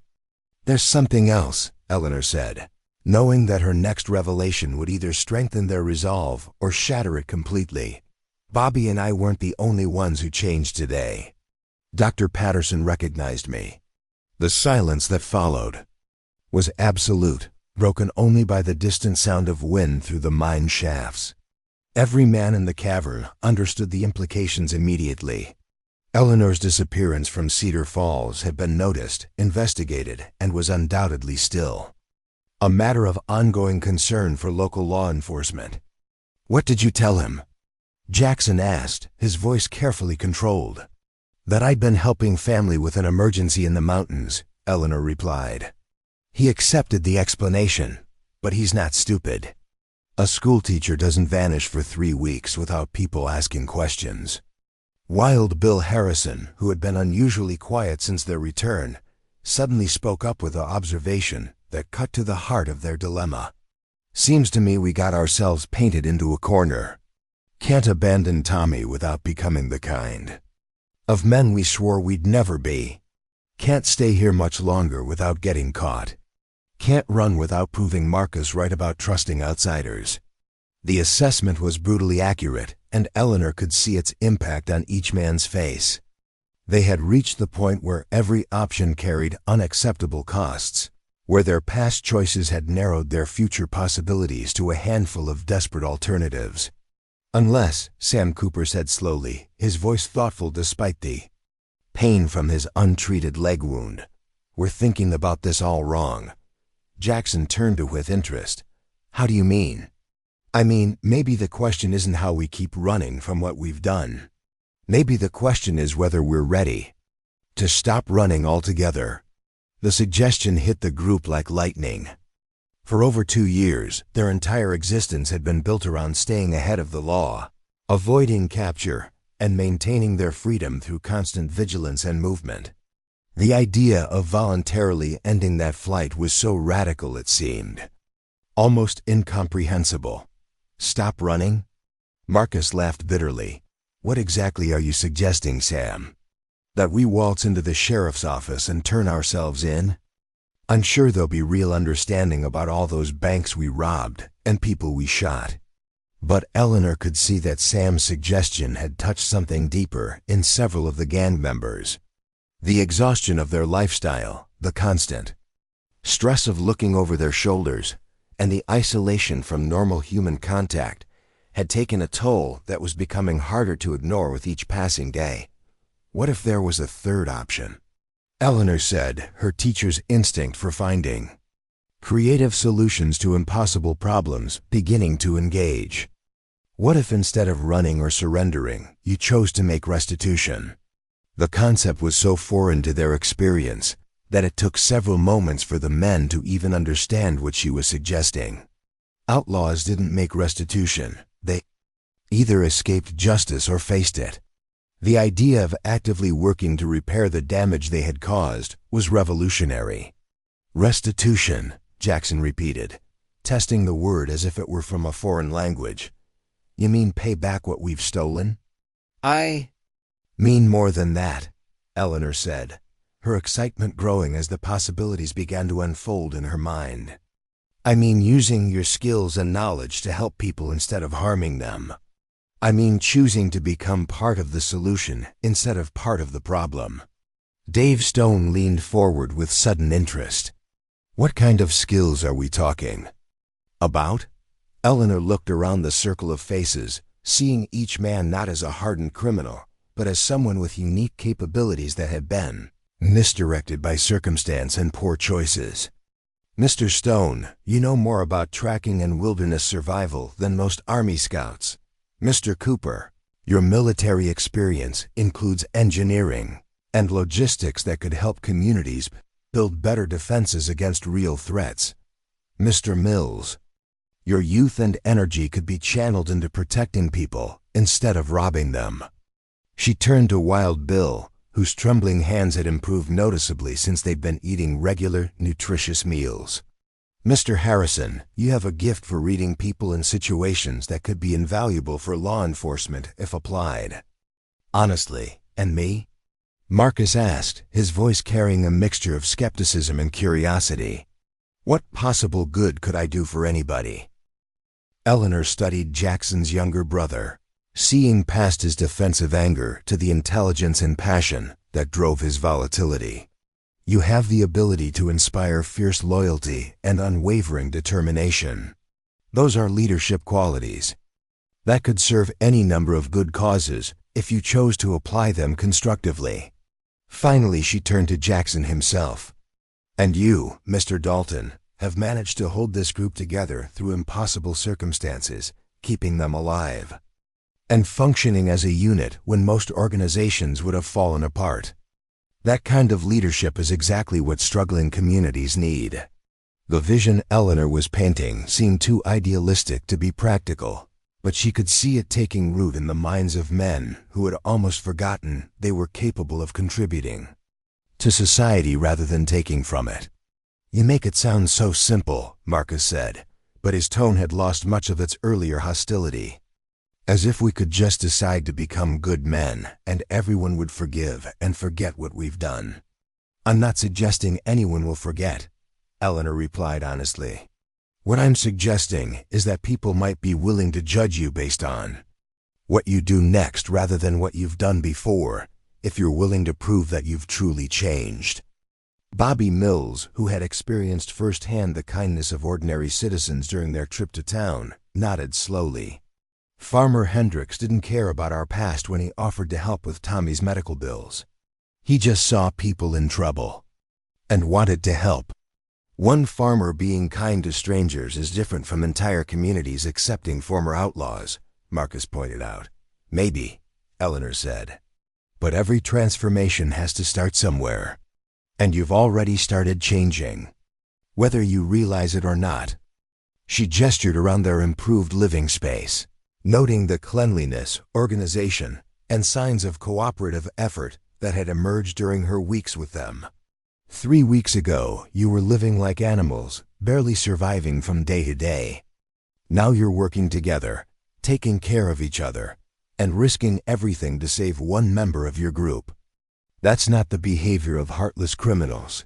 That's the behavior of men who've remembered what it means to be human. Jackson had been listening to this conversation with intense concentration, weighing Eleanor's words against his own observations of how his men had changed since her arrival. The transformation she described was undeniable, but the practical challenges of implementing her vision seemed overwhelming. "Even if what you're suggesting was possible," he said carefully, "it would require us to trust people we've spent years seeing as enemies. It would mean giving up the only life we've known and starting over completely." "Yes," Eleanor said simply, "it would." The honesty of her response seemed to resonate more powerfully than any argument she could have made. She wasn't promising them an easy path or guaranteed success.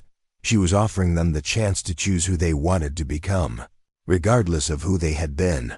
Wild Bill cleared his throat, his voice carrying a gravity that commanded attention from the rest of the group.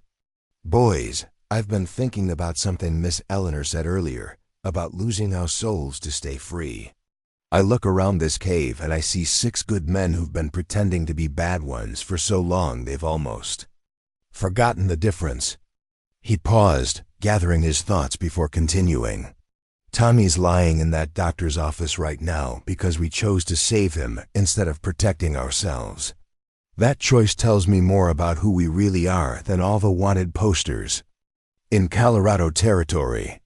Sam Cooper nodded slowly, his expression thoughtful. "Bill's right. The question isn't whether we're capable of being better men, we've already proven that. The question is whether we're brave enough to try." The conversation continued deep into the night, with each gang member wrestling with possibilities they had never dared to consider. Eleanor listened more than she spoke, recognizing that this decision had to come from them rather than being imposed by outside pressure. As dawn approached, and the men began to settle into their bedrolls, Jackson approached Eleanor with an expression of profound uncertainty. "Miss Whitman," he said quietly, "if we were to seriously consider this path you're describing, would you be willing to help us navigate it? I mean, assuming you had a choice in the matter." The question contained multiple layers of meaning, not least of which was the implication that her captivity might evolve into something resembling partnership. Eleanor considered her response carefully, understanding that her answer would shape not only her own future, but the futures of 7 men who were grappling with the possibility of redemption. "Mr. Dalton," she said finally, "I believe that people can change if they truly want to. More than that, I believe that everyone deserves the chance to become who they're meant to be, regardless of who they've been. If you and your men are serious about transformation, then yes, I would be honored to help you find your way." The promise hung in the air between them like a bridge spanning the gap between their criminal past and an uncertain but hopeful future. It was a beginning, not an ending, and both Eleanor and Jackson understood that the real work of transformation was just beginning. 3 days after their life-changing conversation about redemption and restitution, the Dalton gang faced their first opportunity to prove that their transformation was more than just wishful thinking. The test came in the form of desperate screams echoing across the mountain valley in the pre-dawn darkness, carrying a terror so primal that it cut through the stone walls of their hideout like a knife. Eleanor was the first to wake, her teachers' instincts attuned to the sounds of distress after years of monitoring schoolyard conflicts and childhood emergencies. She emerged from her sleeping alcove to find Jackson already standing at the mine entrance, his head tilted toward the valley below where the cries seemed to originate. "Sounds like someone's in real trouble," Jackson said grimly, checking his weapons with the automatic movements of a man who had spent years preparing for sudden danger. "Could be a trap, could be a genuine emergency." The other gang members were stirring now, roused by the continued screaming that seemed to grow more desperate with each passing moment. Marcus appeared with his gun already drawn, his expression suspicious and alert. "Could be law enforcement trying to flush us out," Marcus said, voicing the paranoid thoughts that had kept them alive for 2 years of running. "Set up some fake emergency. Wait for us to come investigate, then spring their trap." But Eleanor was listening to the screams with different ears, hearing nuances that the outlaws' survival instincts caused them to miss. "Those aren't the sounds of someone acting," she said firmly. "That's genuine terror, and it's coming from more than one person. Children, I think." The word children changed everything. Whatever their crimes and whatever their fears about exposure, none of the gang members could ignore the possibility that youngsters were in danger. It was a line that even their darkest moments had never crossed. Dave Stone was already moving toward the horses, his decision made. Trap or no trap, we can't sit here and listen to kids screaming without doing something about it. Wild Bill nodded grimly, his trembling hands steadier than they had been in months as he checked his rifle. Dave's right. Some things matter more than staying hidden. Within minutes, all 6 remaining gang members were mounted and riding hard toward the source of the screaming, their usual caution abandoned in favor of immediate action.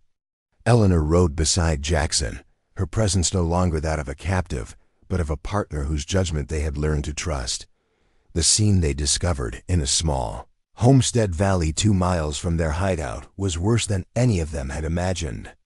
A family's cabin was engulfed in flames, while a woman and 3 small children huddled by a well, trapped between the burning building and a pack of wolves that had been drawn down from the high country by the scent of the family's livestock. Wolves, made bold by hunger and the confusion of the fire, had already killed the family's cow and were now circling the terrified humans with the patient menace of predators who knew their prey had nowhere to run. The woman was clutching a rifle, but her hands were shaking too badly to aim effectively, and the children pressed against her were sobbing with the helpless terror of young ones who understood they were facing death. 6 wolves, Jackson counted quickly, his tactical mind automatically assessing the threat. "They're focused on the family, haven't noticed us yet. We can take them, but we'll have to move fast and coordinate our shots." It was Bobby Mills who surprised everyone with his strategic thinking. "If we all shoot at once, we'll spook the ones we miss, and they might attack the family before we can reload. What if we position ourselves in a semicircle and take them down systematically?" The suggestion revealed how much the young outlaw had matured during his recent experiences. He was thinking like a protector rather than a predator, considering the safety of innocence rather than just the most efficient way to eliminate a threat. "Good thinking," Jackson approved, already directing his men into position. "Eleanor, you stay with the horses and be ready to ride for help if this goes wrong." But Eleanor was studying the scene with the analytical eye of someone trained to manage multiple crises simultaneously. "Mr. Dalton, look at the woman's posture. She's favoring her left side, and there's blood on her dress. She's injured, probably from getting the children out of the burning cabin. Even if you eliminate the wolves, she's going to need medical attention." The observation reminded them all that their current mission to save lives would inevitably lead to questions about who they were and what they were doing in this remote area. Helping this family would mean exposing themselves to exactly the kind of scrutiny they had spent years avoiding. Marcus caught Jackson's eye and shook his head slightly, a silent reminder of the risks they were taking. But Jackson's jaw was set, with the determination of a man who had made his choice regardless of the consequences. "We deal with the wolves first," Jackson decided. "Everything else comes after." The attack was swift and coordinated, 6 rifles firing in carefully timed sequence to drop the wolf pack before they could scatter or retaliate. Wild Bill's hands were rock steady as he took down the pack leader with a single shot. Sam Cooper's military training showed as he eliminated 2 wolves with methodical precision. Dave Stone's wilderness experience guided him to the exact moment when the remaining wolves would present the clearest targets. Within 30 seconds, the threat was eliminated and the family was safe.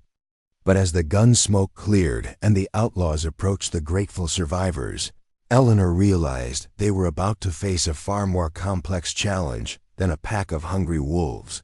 The woman, who introduced herself as Sarah Mitchell, was indeed injured, burned on her arms and side from fighting her way through the flaming cabin to rescue her children. Her 3 youngsters, ranging in age from about 4 to 10, clung to her with the desperate relief of children who had faced death and found salvation in the form of 6 armed strangers. "Thank God you heard us," Sarah gasped, tears streaming down her soot-stained face. "The fire started from a fallen lamp, and then the wolves came, and I thought we were all going to die." Eleanor immediately moved to assess Sarah's injuries, her medical knowledge taking precedence over any concerns about maintaining their cover. "Mrs. Mitchell, you need treatment for these burns, and you're going into shock. We need to get you and the children somewhere safe and warm." But the nearest safe haven was Cedar Falls, which would mean another dangerous exposure to the outside world. And unlike their previous trip to town with Tommy's medical emergency, this rescue couldn't be explained away with a simple cover story. Jackson was clearly wrestling with the same realization. Saving this family was the right thing to do, but it would inevitably lead to questions about their identity, their presence in the area, and their relationship to the missing schoolteacher who had suddenly reappeared to help with a medical emergency. It was young Jimmy Mitchell, the 10-year-old son, who unwittingly provided the solution to their dilemma. "Mister," he said to Jackson with the direct honesty of a child, "are you the angels Mama always said would come if we really needed help?" The innocent question hit the gang members like a physical blow. Here was a child who saw them not as dangerous outlaws to be feared, but as rescuers to be grateful for. The contrast between Jimmy's perception and their own self-image was so stark it was almost incomprehensible. "No, son," Jackson said gently, kneeling down to meet the boy's eyes. "We're just people who happened to be nearby when you needed help." But Eleanor could see the profound impact the child's words had on all the gang members. For the first time in years, they were experiencing themselves as heroes rather than villains, as people who brought safety instead of danger. Dave Stone was already organizing the practical aspects of their rescue mission. "The cabin's a total loss, but the barn's still intact. We can shelter there while we figure out what to do next." As they helped the Mitchell family to safety, Eleanor observed the careful gentleness with which these hardened outlaws handled the traumatized children. Wild Bill carried the youngest, a 4-year-old girl named Emma, with the tender care of someone who remembered what it meant to protect innocence. Sam Cooper fashioned a makeshift stretcher for Sarah from materials salvaged from the barn, his military medical training evident in his efficient first aid. Most remarkably, Marcus, who had been the most resistant to any form of human connection, appointed himself as guardian for 8-year-old Peter, staying close to the frightened boy and offering quiet reassurance with a patience that revealed hidden depths of compassion. "Mr. Dalton," Eleanor said quietly to Jackson as they settled the family in the barn and began treating Sarah's injuries, "your men are natural protectors. Look at how they're interacting with these children." Jackson did look, and what he saw confirmed what Eleanor had been trying to tell him for weeks. These weren't hardened criminals incapable of redemption. They were good men who had lost their way and were now remembering who they really were. The conversation about what to do next revealed the gang's complete transformation of priorities. Instead of focusing on their own safety and the risks of exposure, they were entirely concerned with the Mitchell family's welfare. "Mrs. Mitchell needs a doctor," Bobby stated firmly, "and the children need proper shelter and care while she recovers." "The homestead's destroyed," Dave added. "They'll need somewhere to stay long-term, not just medical attention." "What about relatives?" Sam asked. "Do they have family who could take them in?" Sarah Mitchell, despite her pain and exhaustion, managed to provide some answers. Her husband had been killed in a mining accident 6 months earlier, leaving her to manage the homestead alone with 3 young children. She had no family in Colorado Territory, and the homestead had been their only source of income. The information painted a picture of a widow and orphans who had been barely surviving even before the fire destroyed their home. It was exactly the kind of desperate situation that the old Dalton gang might have exploited, but that the transformed gang felt compelled to address. "We can't just drop them off at the doctor's office and disappear," Wild Bill said firmly. "These folks need real help, not just emergency treatment." Eleanor watched this discussion with growing amazement. 6 weeks earlier, these men had kidnapped her to serve as their cook. Now they were debating how to provide long-term support for a family of strangers, with no thought for the personal risks such involvement would entail. "There might be a way to help them properly," Eleanor said slowly, an idea beginning to form in her mind. "But it would require you to trust me completely. And it would mean taking the biggest risk any of you have ever taken." Jackson met her eyes with steady attention. "What kind of risk?" "The risk of telling the truth," Eleanor said simply. "All of it." The suggestion hung in the air like a challenge, forcing each gang member to confront the ultimate test of their transformation. Were they truly ready to abandon their outlaw identity completely? Or were they still too attached to the safety of their criminal reputation to embrace the vulnerability that genuine redemption would require? The answer would determine not only their own futures, but the fate of a widow and 3 orphaned children who were depending on the kindness of strangers for their very survival. 1 year later, Eleanor Dalton stood on the front porch of the newly constructed Mitchell homestead, watching her husband Jackson teach young Jimmy Mitchell how to properly hold a rifle for hunting. The scene would have been unimaginable 18 months earlier, when Jackson Dalton was one of the most wanted men in Colorado. Territory and Eleanor was a kidnapped schoolteacher fighting for her life. The transformation had begun with Eleanor's bold proposal in that barn, surrounded by a traumatized family and 6 outlaws who had reached the moment of ultimate choice. "Tell the truth," she had said. "All of it." And somehow, impossibly, they had found the courage to do exactly that. The next morning, the entire gang had ridden into Cedar Falls with the Mitchell family, but instead of heading to Dr. Patterson's office, they had gone directly to Sheriff Morrison's office and surrendered themselves voluntarily.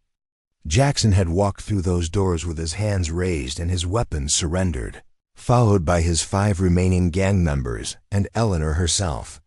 "Sheriff Morrison," Jackson had said with quiet dignity, "my name is Jackson Dalton, and these are my associates. We're here to surrender ourselves for our crimes and to request medical attention for this family we've just rescued from a fire." The shock on Sheriff Morrison's face had been total. In 30 years of law enforcement, he had never experienced wanted criminals voluntarily surrendering while requesting help for victims. The story that had emerged over the following days had challenged every assumption the lawman held about crime, punishment, and the possibility of redemption. Eleanor had stood beside Jackson throughout his confession, corroborating his account of their crimes, while also testifying to the dramatic changes she had witnessed in all 7 men. Her reputation as a respected educator gave weight to her testimony, and her obvious transformation from victim to advocate created a compelling narrative that captured the attention of newspapers across the territory. The legal proceedings that followed had been unprecedented. Instead of a simple trial for their crimes, the case had become a broader examination of justice, redemption, and the possibility of rehabilitation. The fact that the gang had rescued the Mitchell family, ensuring their medical care and arranging for their long-term support, had complicated the usual calculus of punishment. Dr. Patterson had testified about Tommy Richardson's medical treatment, describing how Eleanor and Bobby had risked exposure to save their friend's life. Farmer Hendricks had appeared to speak about the gang's respectful behavior during their interactions. Even Mrs. Sarah Mitchell, despite being a victim of the fire they had rescued her from, had testified on behalf of the men who had saved her family. The most powerful testimony had come from the gang members themselves. Each man had stood before the judge and jury to provide a complete accounting of their crimes, accepting full responsibility while also describing the transformation they had undergone during Eleanor's influence. They hadn't made excuses or blamed their circumstances. They had simply acknowledged what they had done wrong and demonstrated what they had become. Marcus Dalton's testimony had been particularly moving. The man who had once been the most resistant to Eleanor's influence spoke with quiet eloquence about learning to see beyond his own fears and anger. "Miss Whitman taught us that being strong doesn't mean being cruel," he had said. "She showed us that real strength comes from protecting people instead of preying on them." The verdict, when it finally came, had reflected the unique nature of their case. The judge had sentenced each gang member to 10 years of supervised community service, with the stipulation that they would use their skills to help protect and serve the communities they had once terrorized. It was a revolutionary approach to justice that focused on restoration rather than simple punishment. Jackson had been appointed as a deputy sheriff, his leadership skills and knowledge of criminal behavior making him uniquely qualified to help track down other outlaw gangs. Marcus had become his partner, channeling his intensity and loyalty into protecting the innocent rather than exploiting them. Dave Stone had joined the territorial survey team, using his wilderness expertise to help establish safer routes for settlers and traders.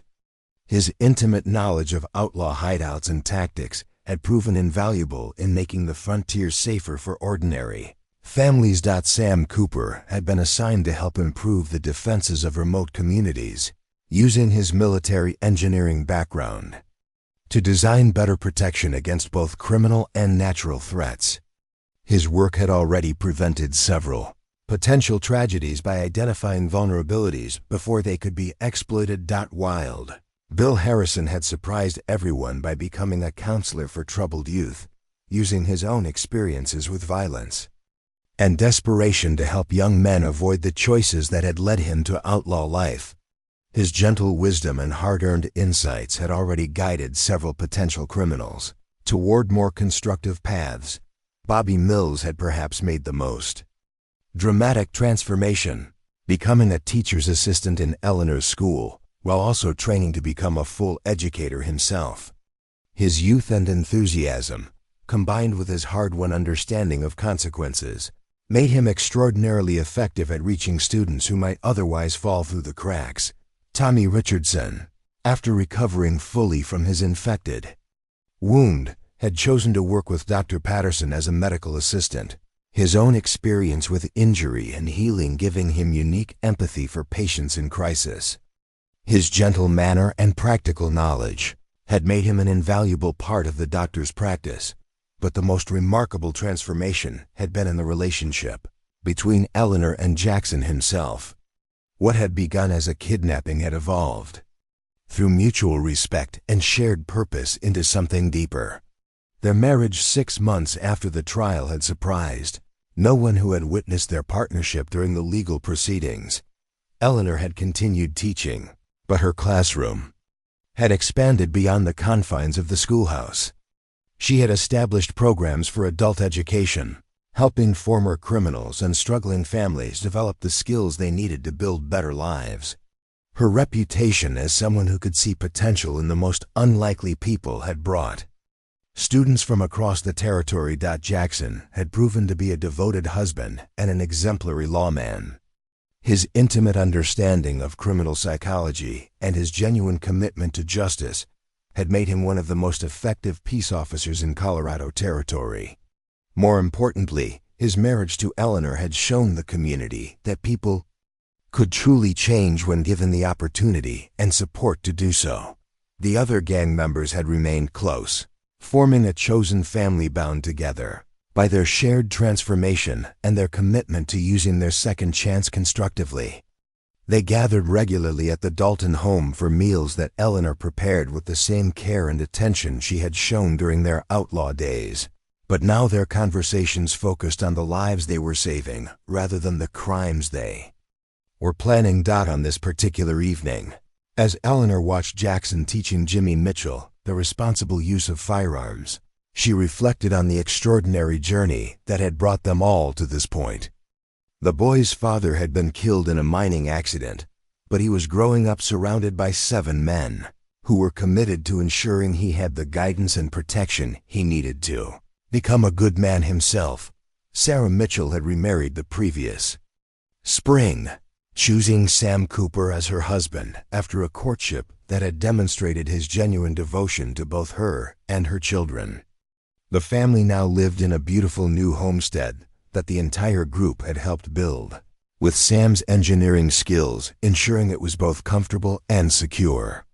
"Miss Eleanor," Jimmy called out, using the title he had maintained despite her marriage to Jackson. "Uncle Jackson says I'm ready to hunt deer this fall. Will you teach me how to clean and cook whatever I catch?"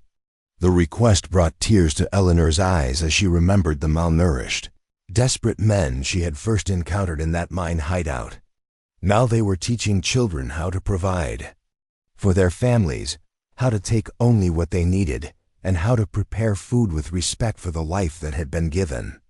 "Of course, Jimmy," she replied. "But remember, what we've talked about hunting isn't just about taking in animals' life. It's about understanding your responsibility to use that life to nourish your family and community." Marcus appeared from the barn where he had been helping Peter Mitchell with his evening chores. The formerly volatile outlaw had developed an extraordinary patience with children, particularly those who showed signs of the anger and frustration that had once driven his own destructive choices. "Peter's finished with the horses," Marcus reported. "Kid's got good instincts with animals. Reminds me of myself at that age before things went wrong." The casual reference to his past no longer carried the shame and defensiveness that had once characterized Marcus's self-reflection. Through years of constructive work and the gradual rebuilding of his self-respect, he had learned to acknowledge his history without being defined by it. Wild Bill emerged from the house where he had been helping Emma Mitchell with her letters. At 11 years old, she was proving to be an exceptional student, but she still needed extra attention with reading attention that Bill provided with the infinite patience of someone who understood what it meant to struggle. "She's reading at nearly an adult level now," Bill reported with obvious pride. "Give her another year and she'll be ready for advanced studies if she wants them." Eleanor smiled at the quiet satisfaction in Bill's voice. The man whose hands had once trembled with malnutrition and despair now worked with children who needed steady guidance and unwavering support. His own transformation had given him the credibility to help others believe that change was possible. As the evening settled into the comfortable routine of family dinner, Eleanor looked around the table at faces that had once been marked by desperation and cynicism but now showed contentment and purpose. These men had not simply reformed, they had discovered who they were meant to be when freed from the circumstances and choices that had trapped them in destructive patterns. The conversation over dinner ranged from plans for the upcoming Harvest Festival to discussions about new educational programs Eleanor was developing. Bobby described his progress in teacher training, while Tommy shared stories from his work at Dr. Patterson's office. Dave talked about a family of settlers he had helped find safe passage through dangerous terrain. But it was Jackson who provided the evening's most significant news. "I received word from the territorial governor today," he announced, his voice carrying a mixture of pride and disbelief. "The community protection program we've been developing has been so successful that they want to expand it throughout the entire territory." The program Jackson referenced was the culmination of everything the former gang had learned about using their skills constructively. Instead of simply hunting criminals after crimes had been committed, they had developed a comprehensive approach that addressed the root causes of criminal behavior while also improving community defenses against external threats. "That means more funding for education programs," Eleanor said, her mind already racing with possibilities. "We could reach families before they reach the desperation that drives people to crime." "And more support for rehabilitation efforts," Marcus added.